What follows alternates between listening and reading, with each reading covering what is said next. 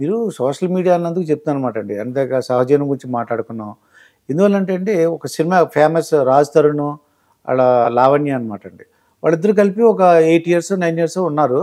మళ్ళీ విడిపోయారన్నమాట అండి. విడిపోయేసరికి ఇప్పుడు నాకు అతను కావాలంటాడు. ఈ లావణ్య అనే అమ్మాయి. ఆ అబ్బాయిని పెళ్లి చేసుకుంటానంటది. వీళ్ళ గురించి ఎందుకు మాట్లాడుతున్నానంటే ఇతను సినిమా హీరో కాబట్టండి. అంటే ఇవి సహజీవనం చేసి విడిపోయారు. విడిపోయిన తర్వాత మళ్ళీ నాకు ఆ అబ్బాయి కావాలని లావణ్య నన్ను అడుగుతుందండి ఇది. తరుణ్ ఏమంటున్నాడైతే తరుణ్ అంటే నేను ఎప్పుడు వదిలేసా ఈ అమ్మాయి ఆల్రెడీ కొద్ది అది మత్తు అలవాటు ఉంది అమ్మాయికి, అందుకే నేను వదిలేశాను, నేను తనతో ఉన్నంటాడు ఇతను. నువ్వే నాకు కావాలి, అవన్నీ అనవసరం అంటే నన్ను ఉపయోగించుకున్నావు, 2 సార్లు అబార్షన్ అయింది అని చెప్తున్నాను.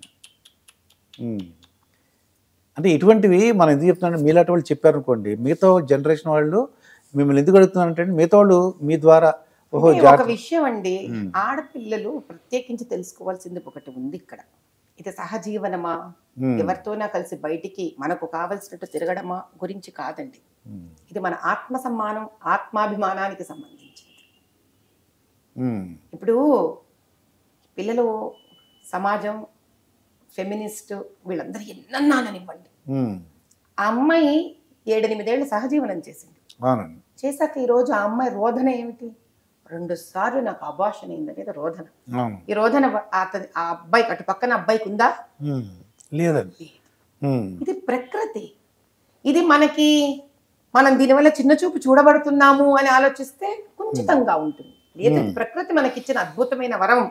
మాతృత్వం అనేది అద్భుతమైన వరం కాబట్టి ఆ మాతృత్వం అనే దాన్ని మనం చాలా ఆత్మాభిమానంతో తీసుకోవాలి. మనము తల్లి అవ్వాలన్నది మన నిర్ణయం అయ్యి ఉండాలి. దానికి మనల్ని ఒకడు గౌరవించి మన జీవితంలోకి రావాలి తప్ప తాత్కాలికమైన మన బాధకో, తాత్కాలికమైన మన కష్టానికో మనము ఒకరికి వాడబడుతున్నట్టు లొంగకూడదు.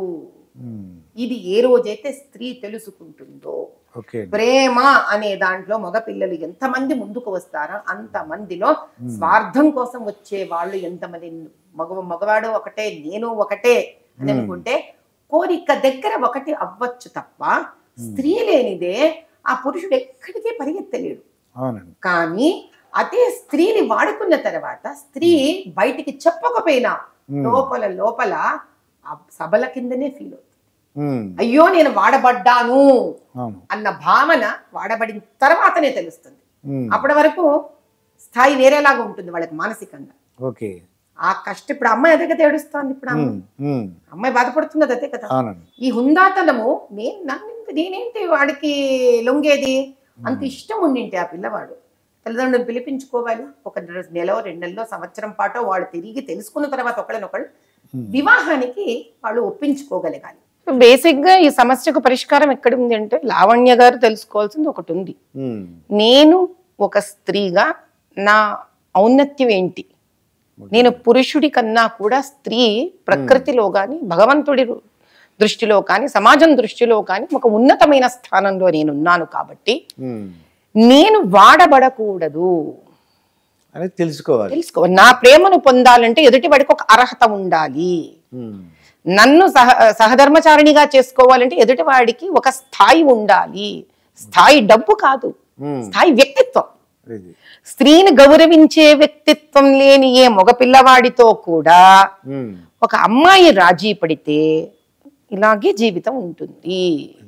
కాబట్టి ఇది సహజీవనానికి సంబంధించిన సమస్య కాదు. ఇది స్త్రీ తనని పొందడం పురుషుడికి ఒక వ్యక్తిత్వము, ఒక ఒక నిలకడ, తర్వాత ఒక డిసిప్లిన్, ఇవన్నీ ఉన్న ఒక మగవాడు తప్ప తానిని ఒక అన్యుడు, సామాన్యుడు ఎవరు పొందడానికి వీలు లేదు అన్న ఒక గౌరవం కనుక స్త్రీ తనకు తానుకి ఇచ్చుకోగలిగితే అప్పుడు వాళ్ళ మధ్యలో వచ్చే బంధుత్వానికి కూడా ఒక మర్యాద వస్తుంది. అంతే. ఇప్పుడు మేడం ప్రజల్లో కొంతమందిలో నేర చరిత్ర పెరిగిపోయింది మేడం. బెంగళూరులో ఏం జరిగిందంటే ఒక హాస్టల్ మాట, అది లేడీస్ హాస్టల్.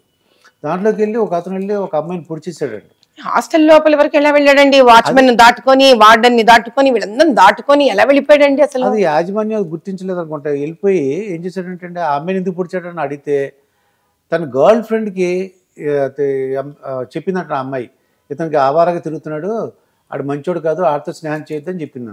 తమాషా ఏంటి తెలుసా ఇక్కడ మీరు, ఉమ్, ఆ గర్ల్ ఫ్రెండ్ కి అమ్మాయి చెప్పింది, నాకు మీరు చెప్పిన దాన్ని బట్టి అర్థమైంది ఏంటంటే ఉమ్, ఈ అమ్మాయి గర్ల్ ఫ్రెండ్ కి చెప్పింది, ఆ గర్ల్ ఫ్రెండ్ కి అమ్మాయి కన్నా వాడి మీద ఎక్కువ నమ్మకం, అందుకే ఈ అమ్మాయి చెప్పిందని వాడికి చెప్పేసింది కాబట్టి వీడు వచ్చి అమ్మాయిని పొడిచాడు.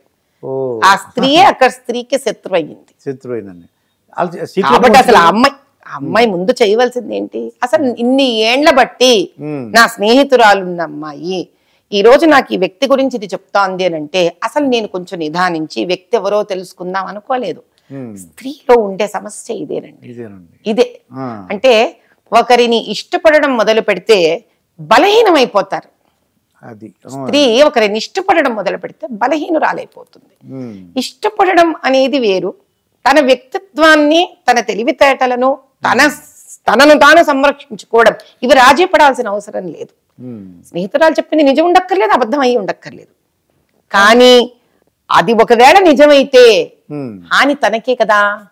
కాబట్టి వెంటనే వెళ్ళి వాడికి చెప్పేసుకోకూడదు కదా, వాడెవరో ఇంకతో మగవాడే ఆఖరికి. You never know what happens.